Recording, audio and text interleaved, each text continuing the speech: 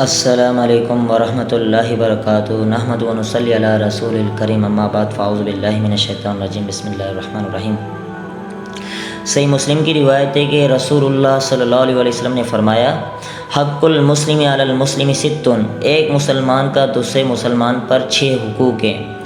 اذا لقیت فسلم علیہ، سب سے پہلا حق، ایک مسلمان دوسرے مسلمان سے ملاقات کرے تو اس کو چاہیے کہ سلام کرے۔ سلام کے آداب بھی اللہ کے رسول نے بتائے ہیں۔ صحیح بخاری مسلم کی روایت ہے، لیسلم صغیر علی الکبیر، چاہیے کہ چھوٹا بڑے کو سلام کرے، والمار علی القائد، اور گزرنے والا بیٹھے ہوئے شخص پر سلام کرے، والقلیل علی الکثیر، اور تھوڑے لوگ زیادہ لوگوں پر سلام کرے، والراکب علی الماشی، اور سواری پر جانے والا جو ہے پیدل شخص پر سلام کرے۔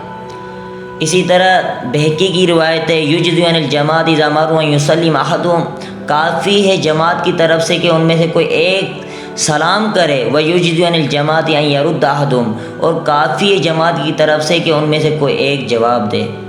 یعنی اللہ کے رسول نے یہ ہمیں بات سمجھائی ہے کہ جماعت کی طرف سے کوئی ایک سلام کرے اور دوسری جماعت میں سے کوئی ایک جواب دے سلام کا، تو یہ کفایت کر جائے گا پوری جماعت کی طرف سے۔ یعنی یہ ضروری نہیں ہے کہ پوری کی پوری جماعت جو ہے سلام کرے اور دوسری طرف پوری کی پوری جماعت جو ہے جواب دے، بلکہ ایک شخص کا سلام کرنا اور دوسری طرف دوسرے شخص کا جواب دینا وہ پوری جماعت کی طرف سے کفایت کر جائے گا۔ اسی طرح آپ صلی اللہ علیہ وسلم نے فرمایا، تم جنت کے اندر داخل نہیں ہو سکتے جب تک تم مومن نہ بن جاؤ، اور تم مومن نہیں بن سکتے جب تک تم آپس میں محبت کرنے نہ لگ جاؤ۔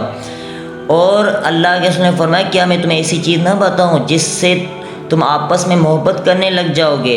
تو آپ صلی اللہ علیہ وسلم نے فرمایا، سلام کو عام کرو۔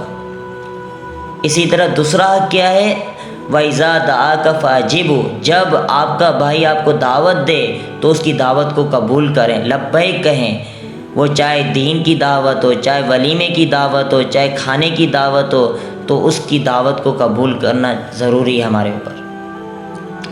اسی طرح تیسرا حق، وَإِذَا اسْتَنصَحَكَ فَانصَحْهُ، جب کوئی بھائی ہم سے مشورہ طلب کرے، خیر خواہی طلب کرے، نصیحت طلب کرے، تو اس کو اچھا مشورہ دینا ہے، اچھی نصیحت کرنی ہے، اچھا راستہ دکھانا ہے، یہ تیسرا حق ہے۔ چوتھا حق، وَإِذَا عَطَسَ فَحَمِدَ اللَّهَ فَشَمِّتْهُ، جب کسی بھائی کو چھینک آئے اور وہ الحمدللہ کہے تو سننے والا یرحمک اللہ کہے، اللہ تعالیٰ تجھ پر رحم کرے۔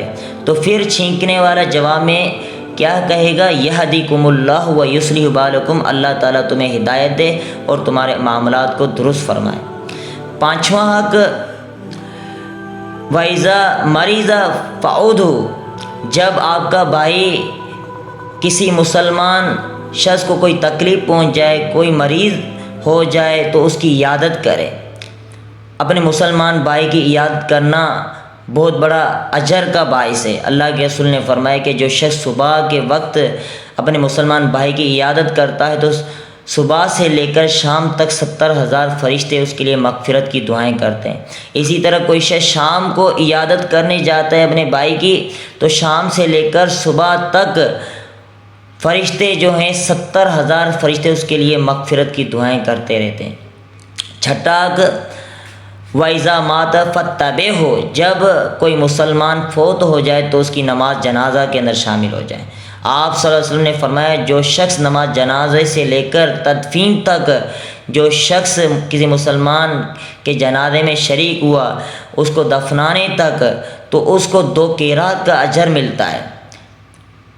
صحابہ کرام نے عرض کیا، اللہ کے رسول 2 قیراط سے کیا مراد ہے؟ تو آپ صلی اللہ علیہ وسلم نے فرمایا، 1 قیراط جو ہے احد پہاڑ کے برابر ہے، یعنی احد پہاڑ کے برابر 2 جو ہیں اجر ملیں گے اس شخص کو جو جنازے سے لے کر تدفین تک، قبر کے دفنانے تک جو ہے مسلمانوں کے ساتھ رہتا ہے اور یہ حقوق جو ادا کرتا ہے تو میرے پیارے بھائیوں وہ شخص کامل مسلمان ہے، وہ شخص حقیقی ایمان کے ساتھ زندگی گزار رہا ہے، اور ایسا شخص جو ہے اپنے بھائیوں کے مکمل طریقے سے وہ حقوق ادا کرنے کی کوشش کر رہا ہے۔